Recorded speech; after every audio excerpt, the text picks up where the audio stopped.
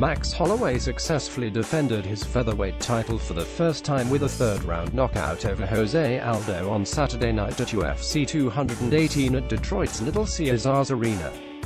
Holloway initially claimed the title over Aldo in December with another third-round knockout.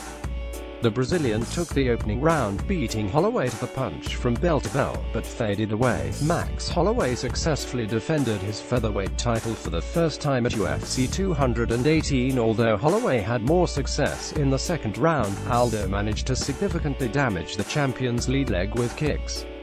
Visibly fading going into the third, Aldo continued to launch himself into the exchanges despite Holloway tagging him liberally. The Brazilian eventually forced the action to the ground, but the Hawaiian piled on the pressure until the referee stopped the action.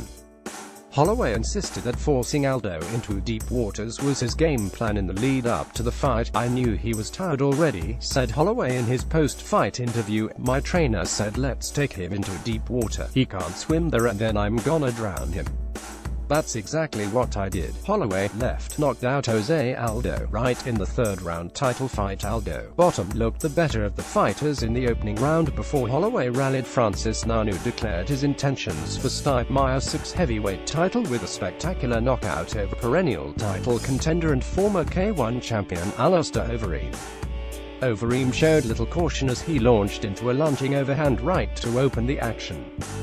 When the Dutch legend threw a right hand, Ngannou countered with a left hook that rendered Overeem unconscious on connecting, buckling him to the canvas where a right fist landed before the fight was stopped. Speaking after the fight, Ngannou claimed that UFC President Dana White had told him he would secure a title shot with a win in the co-main event. Dana White said the winner would get a title shot, so I think I got it, said Ngannou in his post-fight interview. Francis Ngannou's left scores brutal first-round knockout over Alistair Overeem. Left Henry Cejudo cemented his place as #1 contender in the flyweight division with a one-sided win over Sergio Pettis.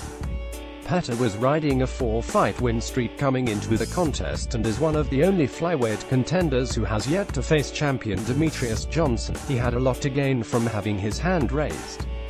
Cejudo's bulky figure proved too imposing for Pettis to damage over the 3 rounds as he threw out his jab and looked to score from the outside. The Olympic gold medalist dictated the pace of the fight and made Pettis fight on his terms, which led him to an easy win after 15 minutes of action. #1 contender Henry Cejudo top claims one-sided victory over Sergio Pettis. Alvarez scored a dramatic third-round knockout over Justin Gaethje in a fight for the ages. Unbeaten, Gaethje is famed for walking down his opponents and demanding to trade leather, but it was Alvarez who was marching down the former WSOF for the best part of the contest.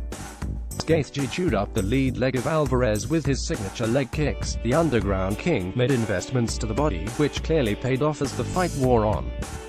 Just when it seemed both men would hear the final bell, Alvarez landed a flush knee to the head of the Trevor Whitman product, dropping him to the canvas before Herb Dean stepped in to stop the action. Ed Alvarez right delivered a late knockout against Justin Gaethje in a fight for the age. Tecia Torres announced herself in the strawweight title conversation with a unanimous decision victory over striking supremo Michelle Wasterson. The Tony Tornado put on a boxing clinic in the first round and, although Waterson controlled top position for the majority of the second stanza, she appeared to make no effort to finish the contest. Torres regained momentum in the third, winning the exchanges with her sharper pugilistic Esther claimed the nod on all 3 judges' scorecards. Earlier in the night, Yancy Medeiros took a third-round victory over Alex Oliveira in another Fight of the Year contender. The Hawaiian showcased his granite chin on multiple occasions before finishing the fight with elbows in the dying embers of the contest. Tecia Torres right beats Michelle Waterson left over 3 rounds in strawweight clash.